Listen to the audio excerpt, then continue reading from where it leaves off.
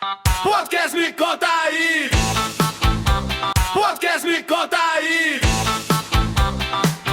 Bom dia, boa tarde, boa noite, tudo bem? Como é que está você? Espero que esteja muito bem. Começando mais um programa Me Conte Aí, esse programa especial. Tivemos na semana passada a presença do Wellington Camargo, ele que é cantor gospel, que é irmão de uma dupla muito famosa no país inteiro. Quem não conhece, Zezé de Camargo e Luciano. Então você viu aí esse programa tão especial que foi com o Wellington. E hoje eu trago um outro personagem, também público também, que é um homem ilustre e abençoado do estado de Sergipe, que é o nosso amigo e irmão, deputado Luciano Pimentel. Olá, Ari. Prazer enorme estar aqui com você. Seja bem-vindo, deputado. Muito a nossa instituição. Que Deus abençoe sua vida mais e mais. Amém, amém. Nós temos um amigo muito em comum, que é o nosso irmão Maurício Pimentel, né?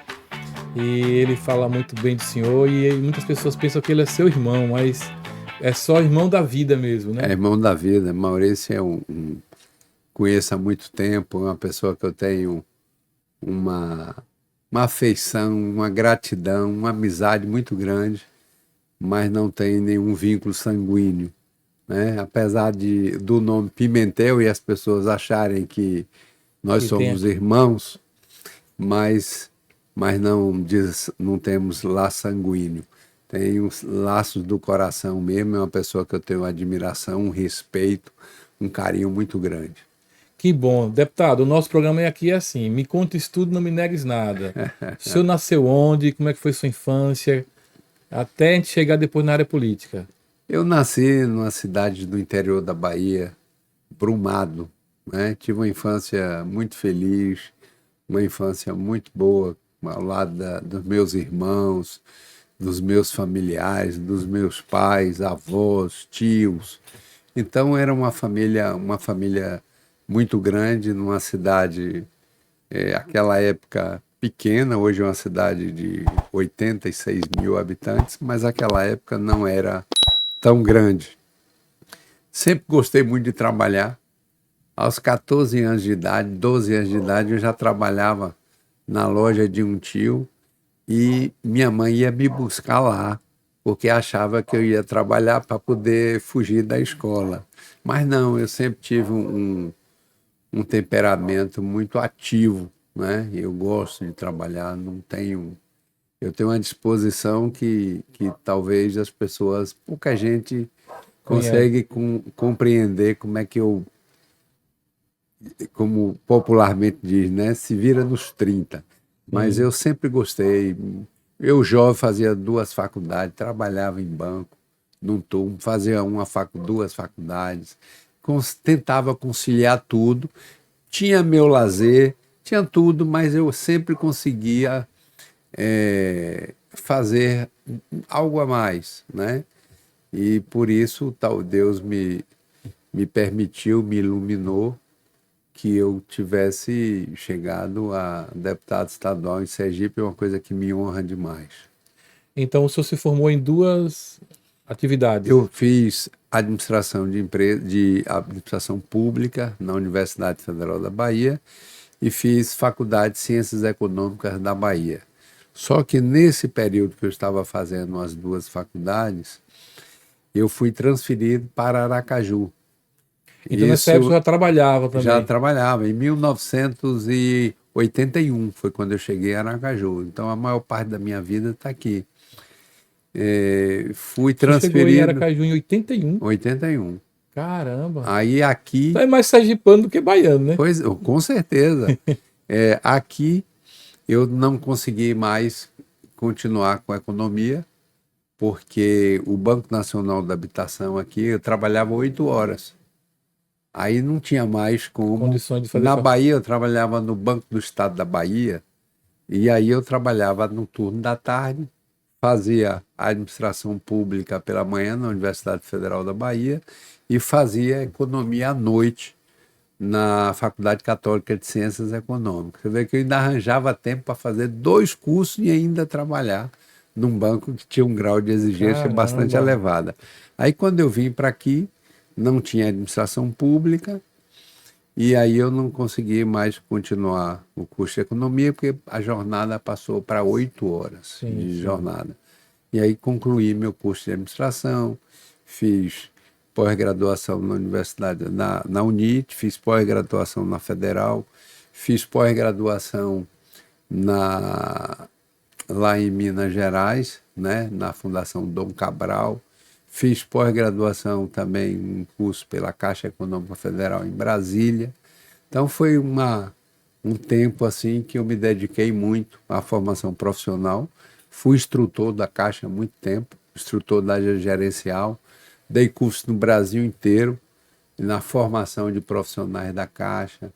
E tanto que isso me levou a ter muito conhecimento com os colegas de outros estados. Sim. Que tem colegas que me encontram e dizem, você foi meu instrutor, outros foram meus companheiros como instrutor da Caixa, né? Porque a Caixa utilizava essa nomenclatura, essa denominação, não professor, instrutor. Sim. Então, muitos foram instrutores junto comigo e outros foram, como é que se diz, treinandos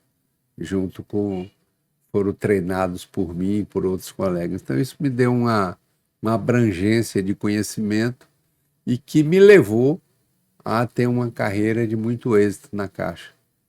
Então o senhor sai do Banco Nacional ou foi uma transição? O Banco Nacional da Habitação, ele foi incorporado À Caixa Econômica. à Caixa Econômica.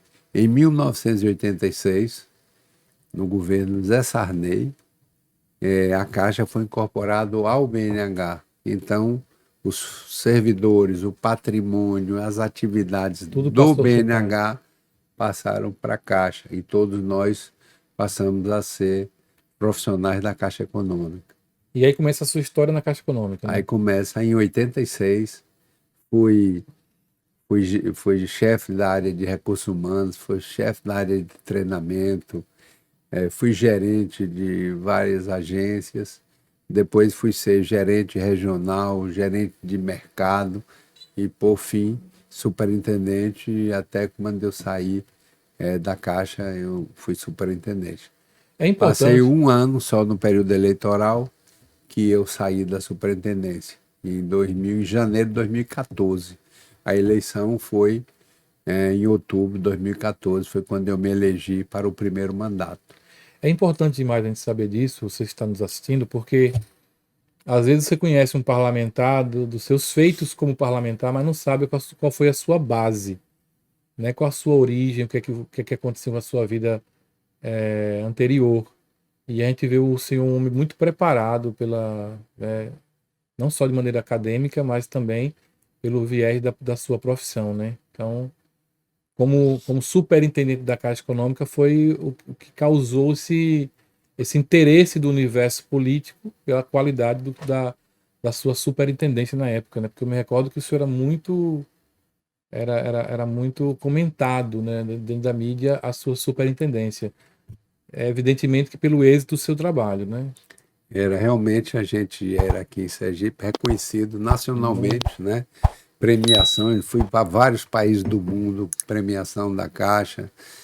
Chegamos 2 vezes ou 3 vezes a primeiro lugar no Brasil, chegamos a segundo, a terceiro, uma vez no 5º lugar. Então, todos os anos em que eu fui superintendente, a Caixa aqui em Sergipe foi bem avaliada a nível nacional, dentro dos parâmetros que ela avalia todas as agências.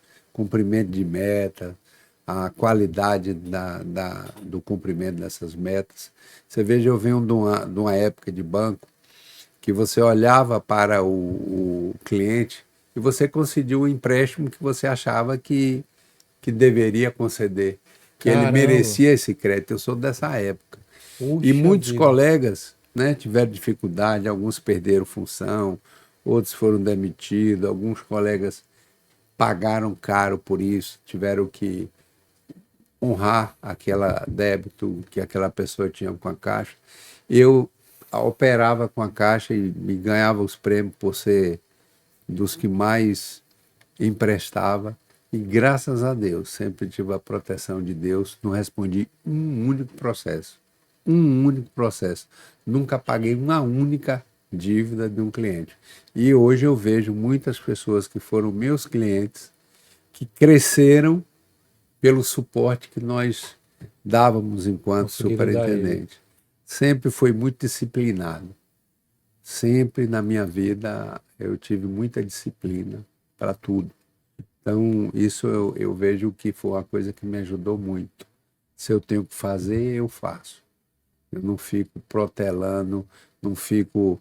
Não, se eu tenho que estudar essa disciplina, eu vou estudar essa disciplina. Ah, porque a disciplina na faculdade a gente tinha muito isso, né? Na escola, a gente dizia, não, essa disciplina eu não gosto. Só que aquela disciplina que às vezes você não gosta, ela é pré-requisito para uma outra. Se Perfeito. você não se sair bem aqui, você não vai sair bem na outra. Aí eu tinha isso em mente. Eu disse, eu não gosto, mas eu vou estudar, ela tem que gostar de mim. Perfeito. Para poder fazer essa construção, né? E sempre agir assim. Sempre agir assim. Procuro ser muito, assim, tento, né? Ser muito correto nas minhas ações. Para não ter... não, porque você comete... Eu digo sempre, olha, se eu tiver de fazer determinadas coisas para me eleger, eu fico em casa melhor.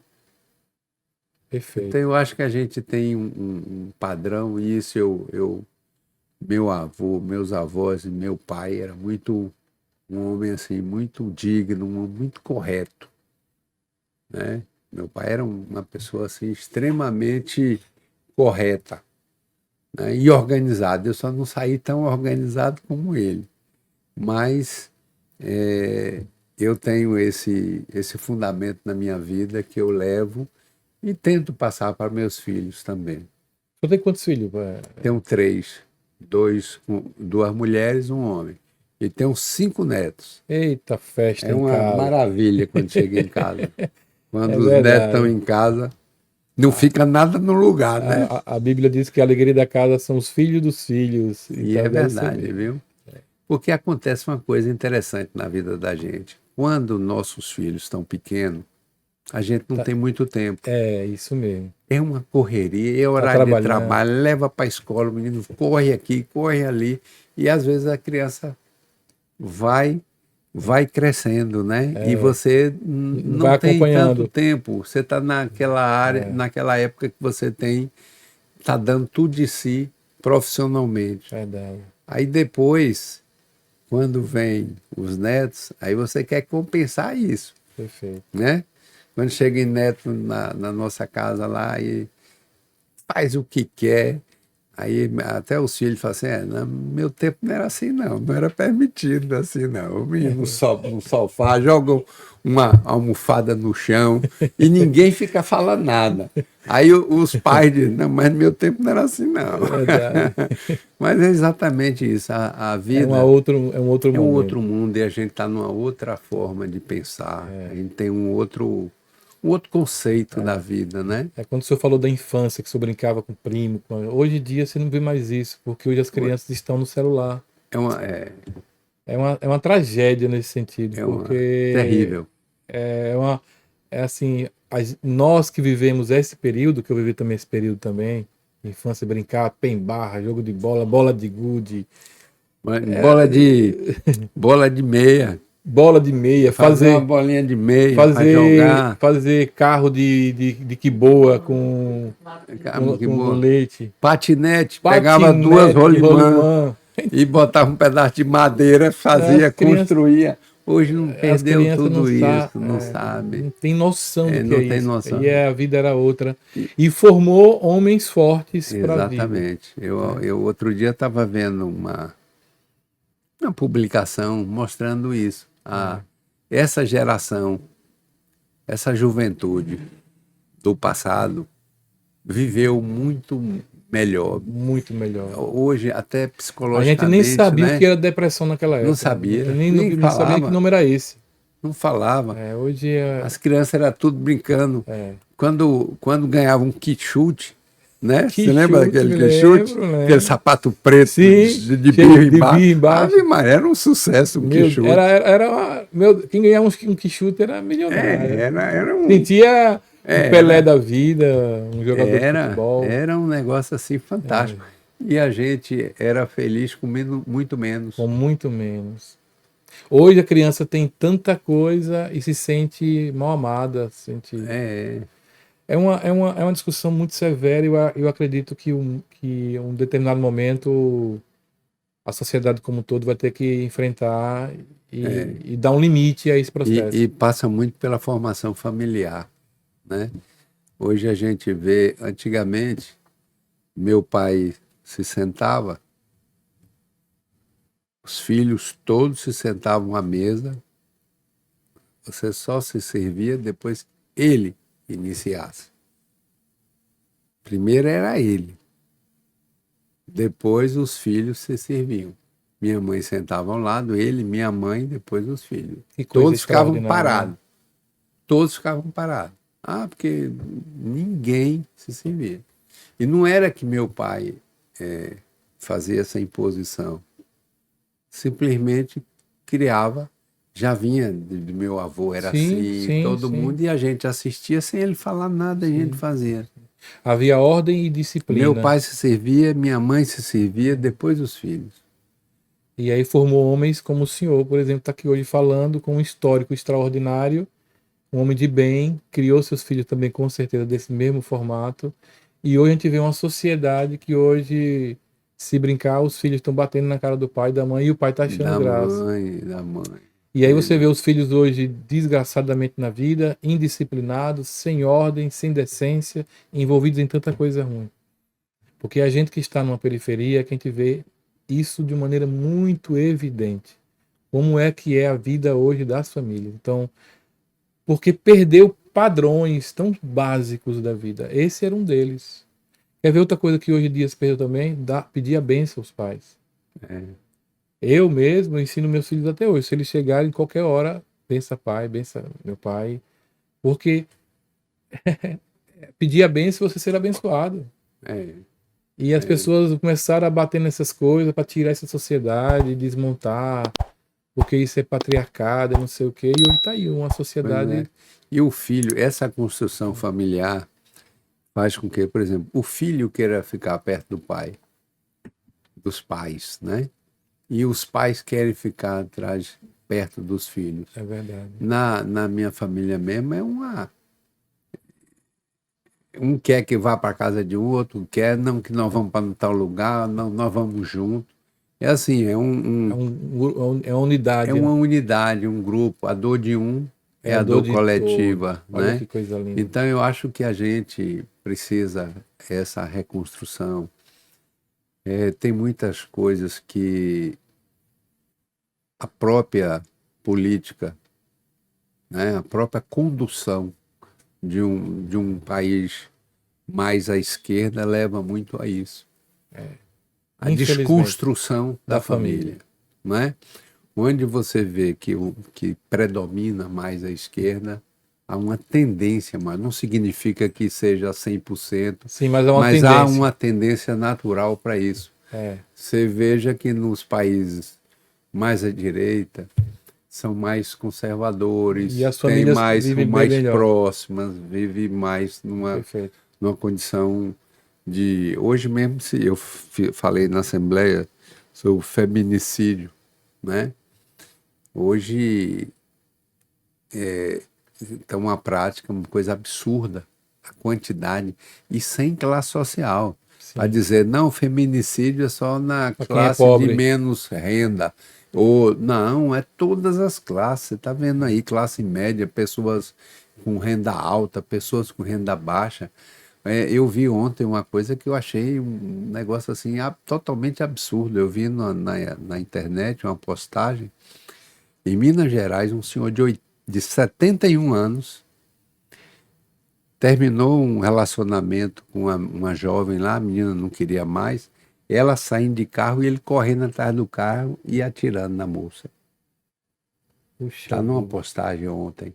Então, o número tem crescido muito. Ontem mesmo aconteceu aqui em Sergipe um caso horrível Aconteceu no no hotel, né? hotel, aconteceu em Sergipe, aconteceu um em Capela, me parece que aconteceu um em Propiá também. Então essas coisas não são coisas normais, Não, né? Isso tudo tem muito da formação da pessoa, não tenha né? dúvida. Se o pai está ali, a mãe, passando os conceitos, o filho respeitar. Uma professora, antigamente, no meu tempo, a professora era igual a mãe da gente. Ela falava em sala, você se calava. A gente vê muitos casos aí de aluno, inclusive, ameaçando o professor. Poxa, o Sim. professor O é o professor hoje que é nos coagido. é coagido, é a pessoa que Coagido. nos forma, que nos dá orientação, que nos dá o conhecimento, tem que ser respeitado. Então são coisas assim que a gente tem perdido e a sociedade precisa retomar, sob pena da gente sofrer muito no futuro, as novas gerações. Fico feliz, deputado Luciano, de ouvir isso do senhor, porque isso mostra que o senhor tem um lado, como parlamentar, como agente público, de entender e defender, dar um depoimento, né? Desse aqui, claro que dentro do processo político, o senhor também é um dos que interpreta que a família tradicional, a família que tem pai, mãe, seus filhos, não desprezando as outras que existem, claro que não, mas os seus resultados são diferentes. A família que tem um pai e uma mãe que respeita seus pais, ele leva isso para respeitar a professora, ele leva isso para respeitar amanhã uma futura esposa, enfim, ele cria um ambiente que vai seguir passos na sua vida que vai dar sequência a esse ensino. Eu fico feliz. E a sua história política, deputado? Se inicia em 2010, né? 2000, a primeira eleição em 2014. 2014, Foi. né? Onde eu entrei mesmo para disputar uma eleição foi a partir de janeiro de 2014. 2014, Foi, começou minha caminhada política. Aí eu fui exonerado da superintendência em janeiro e a partir daí começou minha caminhada na política. E me aposentei, me elegi em outubro, né? Sim, A em Assembleia a 2014. gente só assume Em em janeiro. fevereiro, Fevereiro, é. 2015. Aí quando eu assumi, eu perdia da Caixa, o plano de saúde ficava suspenso, a previdência privada que a gente tem, ela suspendia. Então eu tinha uma série de benefícios que eu perdia com a atividade parlamentar. Você passa a ter aqui no parlamento, mas você perde aqui. Nem a assistência médica eu teria mais. Eu poderia continuar com o plano, mas eu Tinha que pagar. pagando tudo. A minha parte e a parte da patrocinadora, que era a Caixa. Aí fiz minhas contas, principalmente minha preocupação sempre foi plano de saúde, na época. Aí fiz minhas contas e disse, olha, se eu for continuar com o plano de saúde da Caixa, se eu for continuar a previdência da Caixa, aí a minha remuneração enquanto parlamentar, porque você já não ia receber nada da Caixa, né? Zero Sim. receita. Ainda ia pagar saúde, a minha parte, a parte da Caixa. Ia pagar a previdência da privada, que é a FUNCEF, que é só dos Sim. funcionários da Caixa.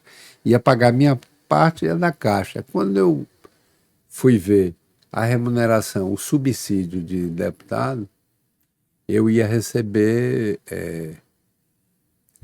menos da metade do que eu receberia estando na Caixa. Que eu saí da Caixa, mas eu saí com a função de superintendente incorporado. Eu não perdi o salário, eu deixei de ser superintendente, mas o salário de superintendente eu tinha, porque eu vinha de 30 anos de cargo em comissão. Então eu estava incorporado já. Aí eu fiz minhas contas e eu disse, olha, já dá para aposentar, a Caixa já tinha coincidiu que abriu um plano de demissão PDV. voluntária, né, e que assegurava todos os direitos, aposentadoria, plano de saúde, tudo. E eu fui e aderi ao PADV e saí Quando eu assumi na Caixa, quando eu assumi o mandato, eu me aposentei da Caixa, simultaneamente, na mesma semana. Foi assumindo o mandato e me aposentando na Caixa Econômica. Empresa que eu tenho o maior carinho, que me ensinou muito, que eu deixei muitos amigos e eu acho que eu deixei um legado importante. Então fechou um ciclo, né? Fechei um Fechou ciclo. um ciclo e iniciou Fechei um um outro. ciclo. E um outro no parlamento. E aí, como é que o senhor avalia hoje, depois de 3 mandatos, trabalhando em função do povo? Porque o senhor é um dos melhores parlamentares hoje que a Assembleia Legislativa tem. Se não fosse assim, não estaria no 3º mandato, com certeza. Porque vencer uma eleição já é uma Copa do Mundo. É verdade, é E, uma eleição. e vencer 3, E só disputei 3. ou seja, e venceu todas que disputou, né? Todas que eu disputei. Espero em Deus Com a certeza. oportunidade da próxima, Com certeza, porque porque eu também. homens de bem devem permanecer no mundo político. Homens de bem Eu devem. procuro fazer a minha política com muita sinceridade. Eu procuro. Muitos dizem assim: não, você tem que fazer isso, fazer aquilo, do ponto de vista de chamar atenção. Eu digo, não, eu só chamo atenção naquilo que eu tenho como conceito de vida. Se eu não tiver, eu não faço. Faça esse projeto aqui porque vai lhe dar, sei lá, X votos. Se eu não tiver convicto que aquele projeto é bom para a sociedade, eu não apresento. Independentemente do que eu possa estar eventualmente contrariando aquelas pessoas que gostariam que eu apresentasse. Eu só apresento os projetos que eu entendo que sejam de utilidade para a sociedade, para o povo. Inclusive, tem um dos projetos que eu conheço bem, que o senhor é um dos autores, que é o cuidado com os autistas, né? Olha, a maioria das leis que tem aprovado aqui em Sergipe são de minha autoria. Na época ninguém falava em autismo aqui. Por que o senhor entrou nessa pauta, deputado? Eu entrei nessa pauta e eu vou de volta à Caixa Econômica. Eu estava no meu primeiro mandato e ia para o segundo. Eu recebi um colega da Caixa Econômica que tinha um filho autismo. Eu próprio não entendia muito o que era autismo. Aí chegou o dia para mim e disse: Luciano, eu preciso da sua ajuda. A gente precisa que você encampe uma luta em prol dos autistas. Eu tenho um filho autista e eu não entendia o que era ainda. Isso era mais ou menos mês de agosto, setembro. Aí eu chamei um advogado que trabalha comigo desde o meu primeiro mandato. O dia que eu entrei na Assembleia, ele trabalha comigo até hoje. Pessoa da minha extrema confiança. Aí eu disse: Bruno, vamos desenvolver essas leis do autismo. Vamos pensar o que a gente pode fazer. Vamos estudar sobre o autismo. E aí eu falei com os colegas: agora é o seguinte, nós estamos próximos à eleição, eu não pauto essa lei antes da eleição, para não passar com uma coisa eleitoreira, tá aproveitando o momento. Sim. Construímos tudo no período. Depois da eleição, eu pautei e aprovei. E para minha felicidade, foi a única lei que eu, enquanto deputado, já tive duas leis e que eu não vi acontecer com outros parlamentares. A lei do autismo foi sancionado num auditório no Palácio com o governador. E uma segunda lei, aí foi o governador Belivaldo Chagas, e teve uma segunda lei minha que foi sancionada em Palácio por Fábio Mitidier. Faz 2 vezes que eu já assisti ser sancionado no Palácio. A do autismo eu apresentei pós-eleição. Aí demos entrada.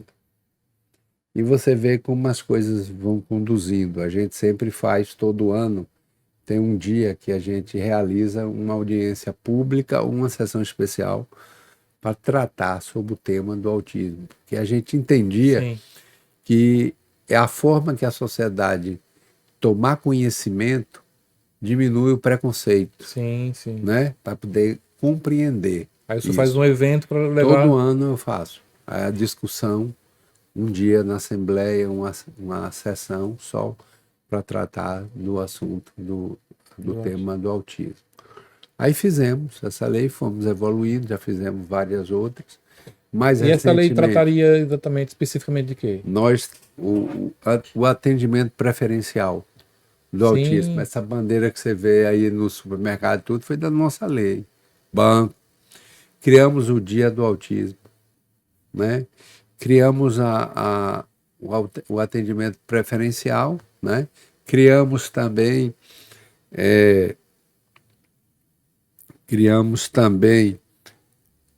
a lei que traz que o autista antes e hoje, depois nós retificamos, fizemos uma segunda lei, qualquer pessoa com laudo de algum tipo de deficiência ou algum tipo de, que o autismo não é uma doença, mas algum tipo de a normalidade anormalidade, não diria nem anormalidade, de alguma alteração. de alteração que seja permanente. Antes as pessoas precisavam de 6 meses estar fazendo um novo laudo. Aí o autista tinha que ir psicólogo, neuropedagogo, Vixe, paga tudo de não sei novo. o quê, 6 meses.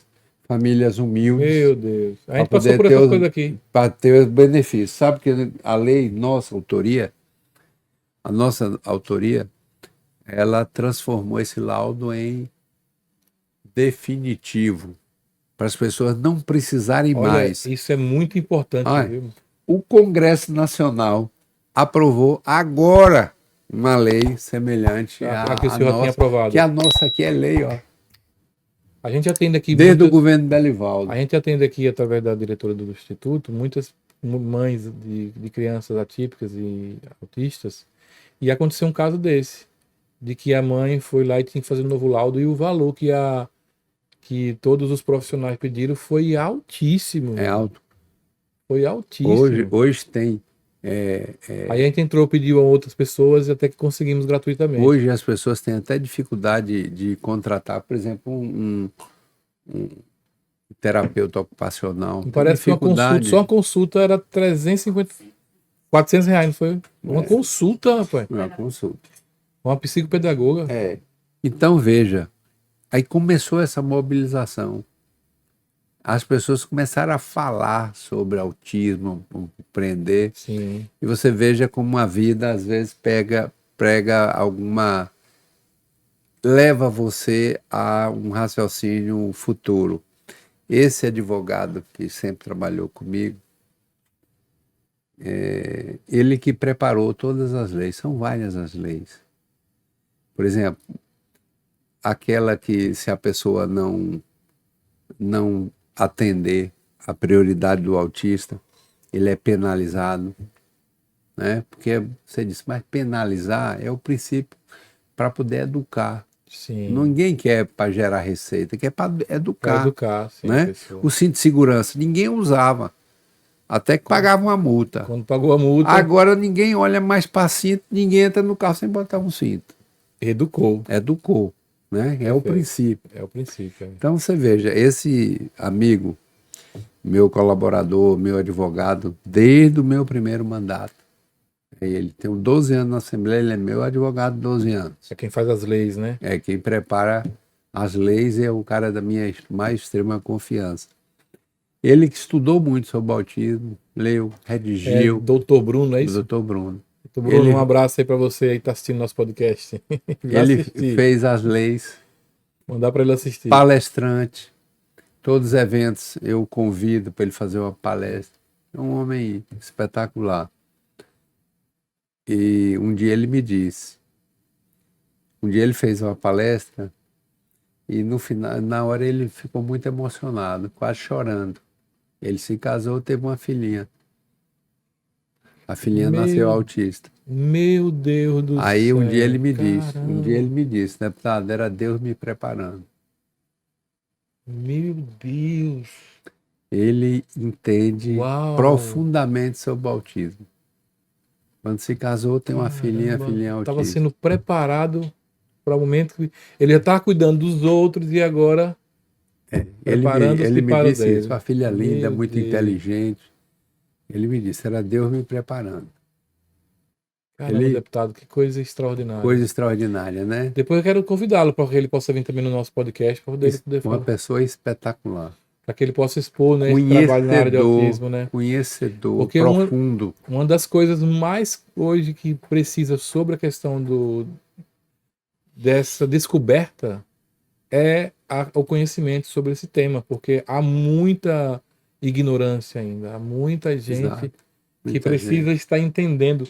Muitas mães que não estão entendendo que seu filho tem essa. Não sei como é que é o nome. Que Exatamente. que é uma criança atípica e ela não sabe lidar com isso. É. E o nível. Tem uma senhora mesmo que tem 3 crianças que vem aqui, que a gente dá sempre uma ajuda para ela. E a gente vê a dificuldade que é para a mãe cuidar de crianças atípicas, porque não tem. Né? Para a criança tem uma assistência, mas para a mãe não tem. E poucos.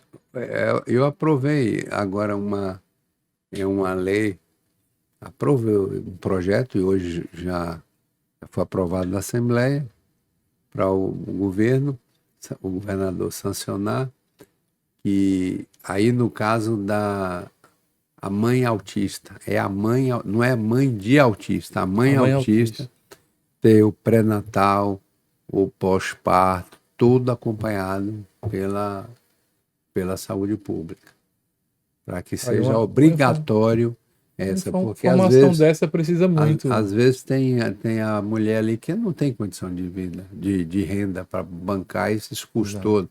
A grande maioria não tem. Trabalho fantástico que faz é a Prefeitura de Simão Dias. Né? A Prefeitura de Simão Dias tem um trabalho fantástico com autistas. Todos os profissionais eles disponibilizam. Pra você ter ideia, são 1.000 atendimentos por mês que eles fazem. Mas eles atendem só o pessoal de lá de Simão Dias ou Só o pessoal de Simão Dias, porque é recurso da Prefeitura. é recurso da prefeitura, né? É um atendimento fantástico. Sala multissensorial, tem tudo. Caramba, e agora está criando. Precisamos ver isso em Aracaju também. Aqui, a secretária, me disse a secretária do município de Aracaju, doutora Débora, ela é uma estudiosa também do autismo. Ela é médica e tem grandes projetos para Aracaju, na área do autismo. Que bom. Muito. É bom quando você tem um secretário, uma pessoa que está com poder de mando, que tem essa sensibilidade. Perfeito. Né? E a doutora Débora tem. Que legal. Doutora Débora. E a Prefeitura de Simão Dias é um exemplo, assim, um case de sucesso. Eu vou dizer, aqui nessa região mesmo, deputado, o que tem de mães e crianças atípicas é impressionante. A gente recebe muitas, a nossa diretora aqui atende semanalmente muita gente dessa, e a gente percebe a angústia da mãe pela preocupação com o futuro da criança, pela preocupação pela sobrevivência deles, porque muitas delas não conseguem trabalhar por causa da assistência que tem que dar a criança, muitas das vezes é muito severo, não tem com quem deixar. A gente criou um projeto aqui, por exemplo, chamado Mingau Perfeito. Era ensinando essas mulheres a fazer o mingau e colocar na porta para vender, para gerar uma renda. E a gente começou por uma jovem, que ela tem 3 crianças. E ela muito animada, participando do projeto. Mas, quando chegou no momento de começar a vender, ela não tinha com quem deixar suas crianças.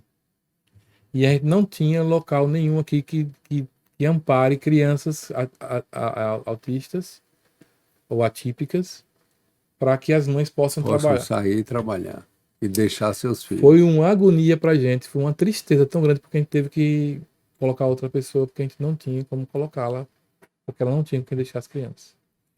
Então, assim, o poder público é da onde vem o bem para a sociedade, não tem para onde.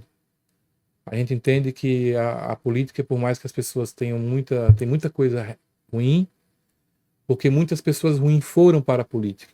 E muitas pessoas de bem deixaram de fazer político, de gostar de político, de fazer político. E aí essas pessoas ruins, tem até um texto do Luther King que ele fala sobre isso, né? O que me incomoda não é o grito dos maus, mas é o silêncio das pessoas de bem.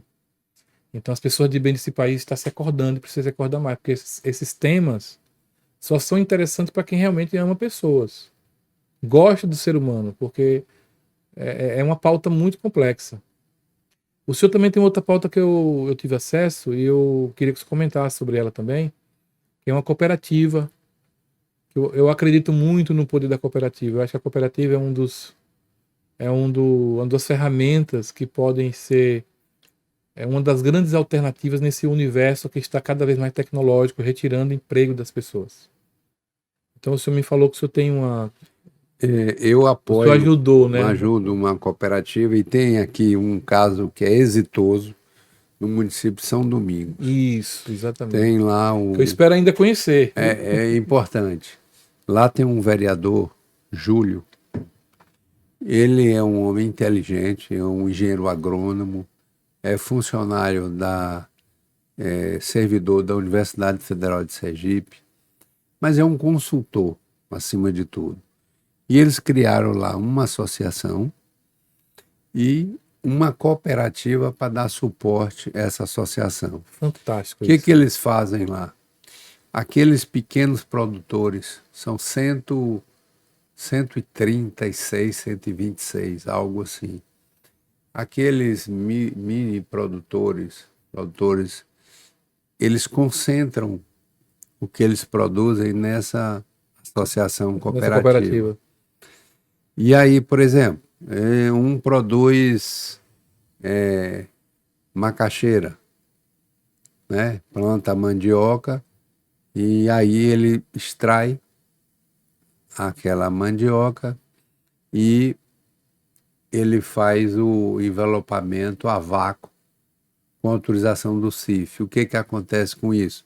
Ele passa a ter um valor agregado ao produto. Muito. Se a pessoa vai para a feira com aquela macaxeira, ela tem que vender de qualquer preço. Se for R$1 é um, se for 2 é outro, se for 3 é outro, é 3, mas ela tem que vender, porque se ele voltar para casa, essa macaxeira não vai servir, porque ela estraga, ela vai ficar roxa.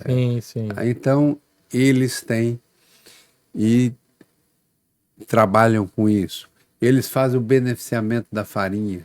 E ficando a vácuo, ela pode durar mais dias. Né? Você vende no supermercado. E com preço agregado. Com preço agregado. Fantástico. Né? Não é defender o aumento de preço, defender a subsistência daquelas famílias. Isso é uma questão de valor. A farinha, faz o sacamento da farinha. Nós demos agora. E aí depois eles distribuem, né? Distribui. A polpa da fruta, eles fazem. O beneficiamento da polpa. O beneficiamento da polpa. Eles sacam saco de 1 litro. Acho que é 1 quilo, né? É 1 litro, 1 quilo. E armazenam. Frutas que são sazonais. Você produz muito num determinado período, no outro você não produz nada. Então, ou você vende tudo de uma vez ou você perde. No caso deles, não. Não perde nada. Não perde nada. Eles produzem. E onde é que entra a cooperativa? A associação produz, passa para a cooperativa. A cooperativa pode participar de licitação. Aí ele já fornece isso para escolas, por exemplo. A polpa da fruta. Ele pode fornecer a macaxeira, o inhame, para coisa. Agora, recentemente, uma outra coisa. Nós demos a ele, por emenda parlamentar, uma fábrica de picolé.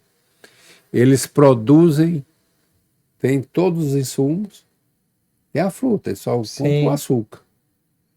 Esmaga, beneficia, tudo religiosamente dentro dos critérios sanitários, o CIF, que é uma autorização do Ministério da Agricultura. Eles produzem o picolé e vendem. Agregou o valor no picolé que ele está vendendo e gerou renda. Aí esse ano eu botei uma emenda para eles para comprar os carrinhos aquele De carrinho picolé. de picolé adequado. Para você ter ideia, tem famílias que têm renda nessa cooperativa e associação junto, da ordem de R$ 3.000 por mês. Olha isso. A pessoa trabalhando no horário que quer, no horário que deseja, vendendo o seu produto, estimulando a produção, né? A pessoa trabalhando em casa. Eles criaram também para atender as mulheres dos cooperados, dos associados, que às vezes a maioria é masculina. Aí criaram uma atividade para as mulheres. Eles compraram aquelas máquinas, né, overlock, essas coisas, máquina de cortar o tecido, tem tudo. Até há pouco tempo eles entregavam por mês 1.000 fardamentos para a torre, produzida pelas mulheres. Descentralizam e ela faz na casa dela mesmo. A única coisa que eles faziam Tudo isso em São Domingos, né? tudo são domingos. Às vezes até em outros municípios vão usar a estrutura deles. O que eles faziam lá? O corte você tem que ter um padrão, né? Eles davam molde. os moldes já cortados, a roupa. A mulher só passava na máquina, não sei o quê, pegava botão e tal. A farda, a torre aqui era 1.000 fardas por mês. Deputado, vou lhe fazer vou dizer uma coisa para o senhor. Esse é o grande sonho da nossa instituição, é poder gerar essa possibilidade para as igrejas invisíveis, porque nós temos hoje no estado de 3 a 5 mil igrejas invisíveis. E ele é evangélico também. Ele é cristão, né? É cristão. Então, com certeza ele conhece a realidade que eu vou falar agora. O grande problema hoje que nós enfrentamos nessas periferias é a falta de emprego. E aí, com a falta de emprego, você é atraído para uma atividade ilícita, que muitas das vezes é trazida pelo tráfico de drogas. Por quê? Porque a criança, o adolescente, o jovem, quer um tênis, quer uma calça, quer uma camisa boa, quer passear, e vê o tráfico dando isso. E não vê, e as igrejas estão abarrotadas de pessoas assim, e ela não sabe o que fazer, porque assim, caramba, meu teto é a palavra, diz assim, meu filho, continue orando, meu filho, continue crendo, minha amiga, Deus vai uma hora prover. E chega uma hora que fica agonizante, porque você não tem mais argumento para você utilizar, você tem que de fato fazer alguma coisa. E eu não consigo enxergar uma outra solução que não seja a cooperativa. Porque a cooperativa, como o senhor falou, você faz na hora que você quer, ninguém toma seu emprego, aquele espaço é seu, é você que construiu. E vai gerar renda para a sua subsistência, para a sua dignidade. E o que é legal é que essas igrejas, que eu chamo de invisíveis, ela tem o que é de melhor, porque ela trabalha a disciplina dessa pessoa. Ela trabalha um retorno a uma vida disciplinada. Quem bebia não bebe mais, quem fumava maconha não fuma mais, quem roubava não rouba mais.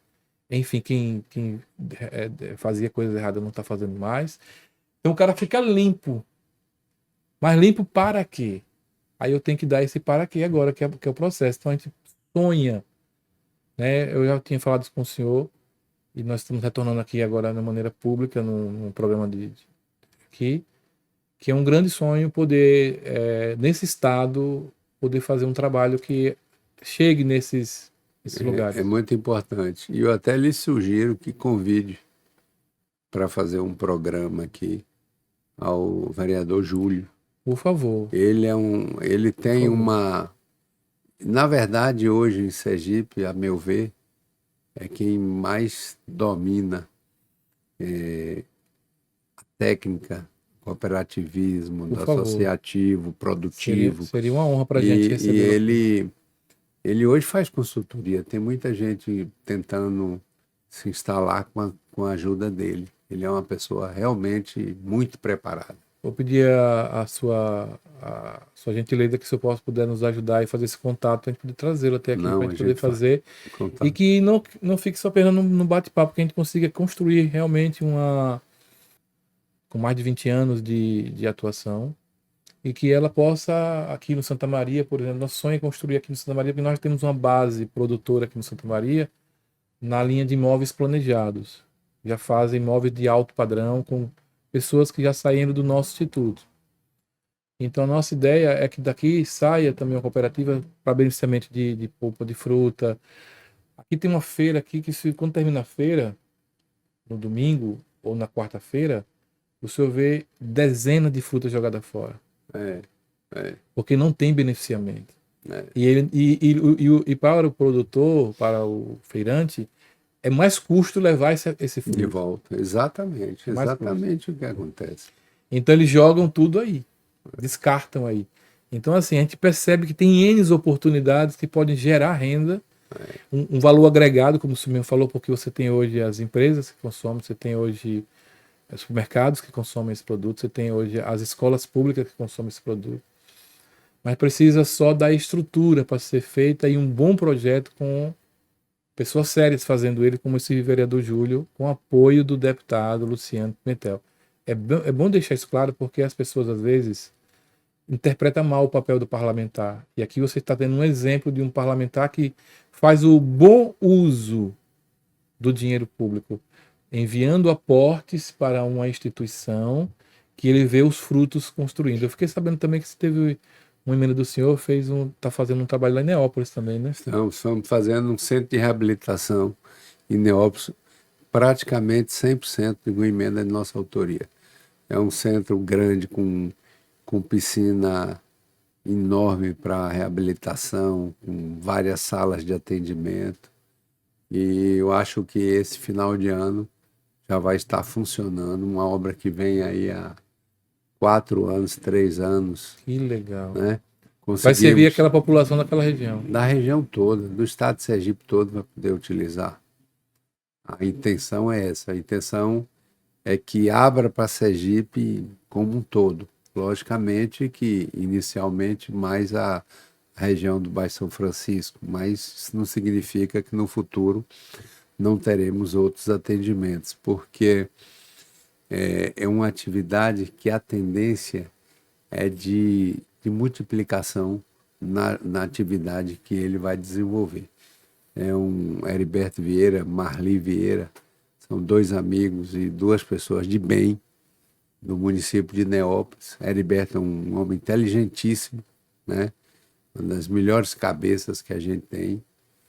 É um homem que nasceu num povoado, família pobre, humilde, mas é um homem muito inteligente e que ele, junto com a esposa, com Marli, eles conceberam isso, me apresentaram esse projeto, eu me incorporei a ele. Fomos ao governador Belivaldo Chagas à época. Belivaldo, o Estado doou uma área onde era um posto fiscal, uma área muito bem localizada, no município de Neópolis, fez a doação. E hoje vai se tornar no centro de E reabilitação. hoje já está construído, está em fase final de construção, um centro de reabilitação com muitas salas de atendimento, com piscina, porque tem vários tipos de reabilitação que usa muito a piscina, né? Sim. E espero em Deus, já ao final do ano está funcionando. Deputado, agora vamos falar desse ano eleitoral. Para quem o deputado Luciano Pimentel vai votar para presidente? Veja, eu sou de centro-direita. Eu votarei num candidato que esteja alinhado a esse processo. Se for o meu partido, especialmente, não tem candidato a presidente. O partido do senhor é o PP, né? É o Partido Progressista. O meu voto hoje seria de Flávio Bolsonaro. Esse é meu voto hoje. Se vai continuar ele como candidato, eu acho que sim. Né? Eu acho que o PP deve caminhar com Flávio. O PP deve caminhar em cada estado com um segmento. Porque como o partido não tem candidato, tem lugares que vocês têm... Está aberto Aberto, porque às vezes tem as alianças estaduais, né? Sim. Mas aqui em Sergipe... pode votar. Aqui em Sergipe, o senador Laércio Oliveira, né? Que é o presidente, o comandante maior do nosso partido, vota em Flávio Bolsonaro. E governo do estado? Governo do Estado, eu voto em Fábio Mitidieri. É o seguinte, a gente tem hoje um lançamento de um outro candidato, a gente tem praticamente como candidato mesmo lançado, tem pré-candidato, candidato não, pré-candidato, né? Nós temos o Fábio e temos o Ricardo Marques. O Valmir Francisquini não se decidiu, ainda não sabe se vai ser candidato ou não. E eu voto em Fábio por uma questão muito objetiva. Primeiro, que eu já sou da base de aliança dele. Já venho votando com o Fábio da última eleição, meu partido vota nele. Segundo, que o que esse governo tem buscado de construção é muita coisa. Sergipe só tem a ganhar com mais um mandato dele para consolidar aquilo que está sendo buscado de desenvolvimento do Estado. Porque às vezes a gente é muito imediatista. A gente, não, mas não passou o asfalto aqui na minha frente, da minha rua, essa rua que não fez isso. Às vezes a gente só vê aquela que é importante para a gente, muito importante. Você morar numa rua que está pavimentada é muito importante para a gente, para a saúde pública, para tudo. Mas é muito importante também grandes projetos que vão alavancar o desenvolvimento do Estado, que vão gerar uma competitividade maior do Estado. A infraestrutura que está se fazendo para Sergipe, o que está se pensando em Sergipe, né? A questão do gás. Agora mesmo foi a Eneva, que é a dona dessa usina termoelétrica de Sergipe, ganhou um leilão da Agência Nacional de Petróleo e Gás, de Energia, Agência Nacional de Energia, melhor dizendo, um leilão, e ela vai construir uma nova usina geradora de energia a gás, vai investir em Sergipe 7 bilhões de reais. Meu Deus. Na fase de obra agora eles vão contratar 3.000 pessoas. É o que está estimado. Isso tem também um dedo muito forte do governador Fábio e do senador Laércio Oliveira. O maior lutador que a gente tem para a política de petróleo e gás no Brasil chama-se Laércio Oliveira. É uma revelação nacional. Então, Sergipe vai ganhar. Vem essa usina, aí futuramente o Estado, ICMS. Isso é uma infraestrutura que o Estado tem feito. A TAG fez uma linha para conectar a linha, por exemplo, quem distribui o gás do Rio de Janeiro até o Rio Grande do Norte é uma empresa chamada TAG. Ela comprou todos os gasodutos da Petrobras. Para você ter ideia o que significa, eles fizeram 23 quilômetros em Sergipe para conectar lá o porto, a linha da TAG, eles gastaram 360 milhões de reais. Meu 23 quilômetros de rede. Né? Então, assim, é investimento de grande monta e o Estado ganha muito. E o governo Fábio tem um planejamento fabuloso. Mas nada é feito, nada grandioso é feito a curto prazo. Perfeito. Não é isso? Perfeito. Tudo leva um tempo Perfeito. para se construir. E esse governo de Fábio tem buscado isso. Tem muita coisa para acontecer em Sergipe, mas as coisas vão acontecendo ao longo do tempo. Sim. Não é? Você não monta, vai prospectar essa usina, pronto, vai vir agora essa nova usina de energia a gás. Não, então, daqui para a eleição está pronto. Isso não existe. Sim. Isso é uma obra de 2 anos, 3 anos, 4 anos. E a Então, ponte da leva Barra, um né? tempo. A ponte da Barra Aí vem a agora. nova a ponte, tem essa Essa anel ponte da viário. Barra mesmo. As escolas de Sergipe estão sendo todas O melhoradas, turismo, né? reformadas, o turismo, a infraestrutura viária, né? As estradas hoje nós estamos dos melhores, mais conservadas Entregou do agora o Nordeste. Hospital do Câncer também. Entregou o Hospital do Câncer, fantástico. Ampliando o número de leitos de UTI infantil, o USE tem uma qualidade muito superior ao que era no passado. Então está evoluindo muito, está se fazendo muito. Agora, nem sempre, às vezes, a população enxerga o todo. E aí, naturalmente, surgem aqueles, né, da Aproveitadores, né? oposição para poder dizer que não foi feito, que não tem, que não retrata a realidade. A realidade é que tem muito por vir, né? Tem muita coisa planejada, muita coisa pensada, e para agigantar esse estado. Sergipe, a gente tem um potencial. Pra você ter ideia o que significa o potencial de gás aqui, eu já contei isso em vários lugares. Um dia eu fui jantar com Laércio Oliveira e um diretor de operações na Petrobras.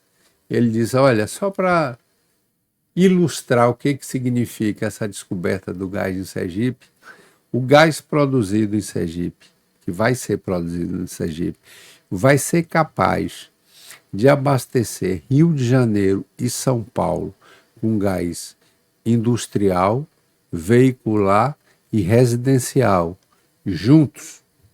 Meu Deus Você do céu. imagina a gente produzir aqui para abastecer um estado como São Paulo, Caramba. né? Um estado como Rio de Janeiro, juntos. Não é separado, não, junto. Então é uma coisa formidável que a gente... a E qual é a oportunidade. previsão, deputado?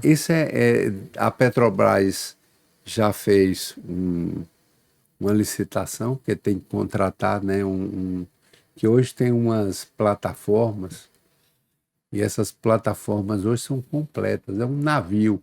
Sim. Ele extrai o petróleo, já processa e já joga Já na envia. rede. O gás, ele tira o gás, já processa e já manda na rede. Então, são navios caríssimos que 2 ou 3 países no mundo fazem. A Noruega, o Japão, outro país aí, só 3 países no mundo produzem esse tipo de plataforma. Então, não é coisa do dia para outro. Mas eu acredito que até 2030 a gente já tenha essa... Então, é muita coisa. Isso aí, logicamente, eu estou falando que é um trabalho que vem sendo feito de muito tempo. E o senador Laércio tem uma participação muito grande nisso.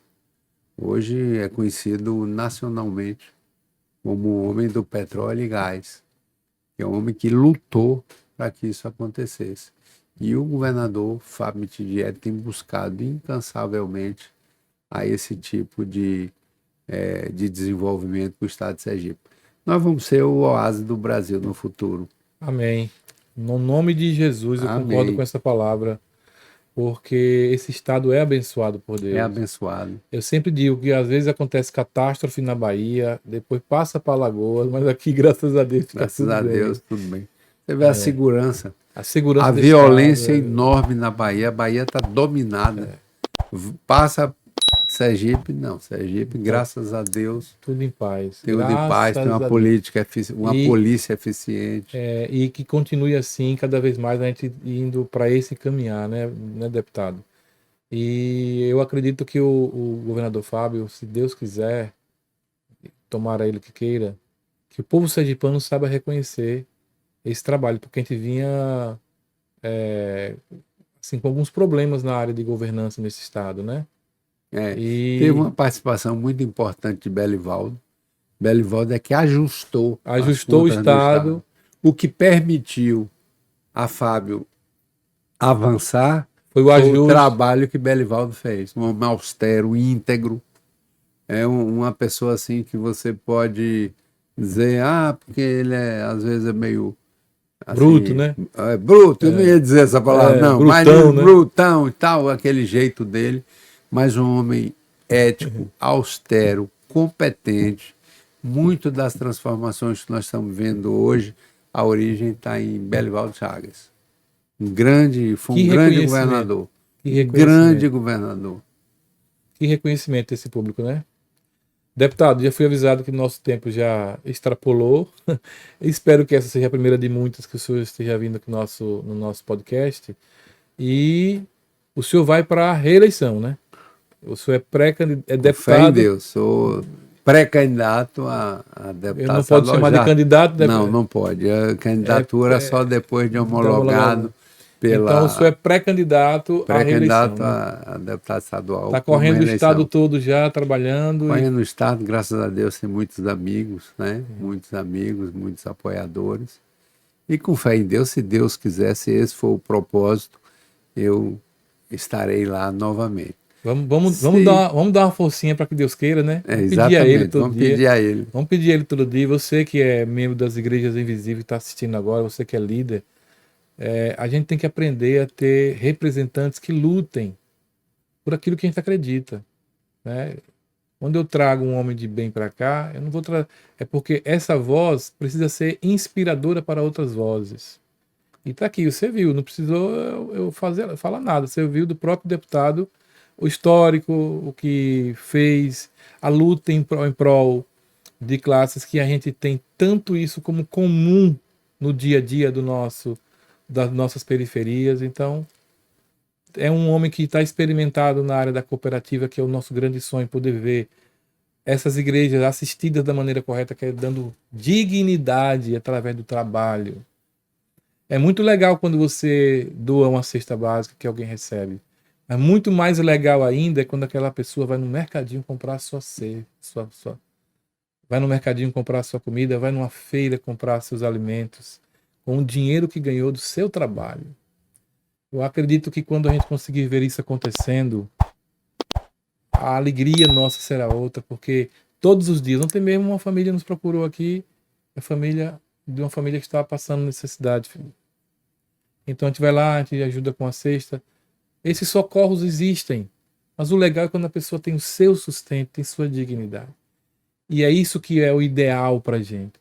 Deus nos dá dignidade, uma fábrica completa, produtividade nas mãos, nos pés, nas pernas, planejamento, e Ele para nos ajudar. Então, que você que está nos assistindo entenda e perceba quem são as pessoas que estão do nosso lado nos ajudando num processo como esse.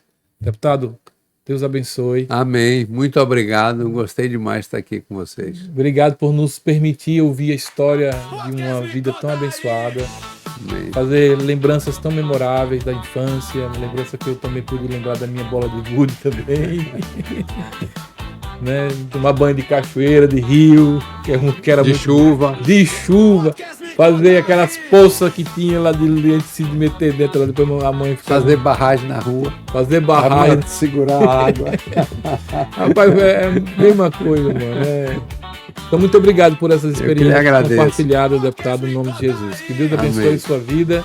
Que você compartilhe para todo mundo esse podcast. Chame todo mundo, mande lá para todo mundo. Dê seu like nesse programa, tá bom?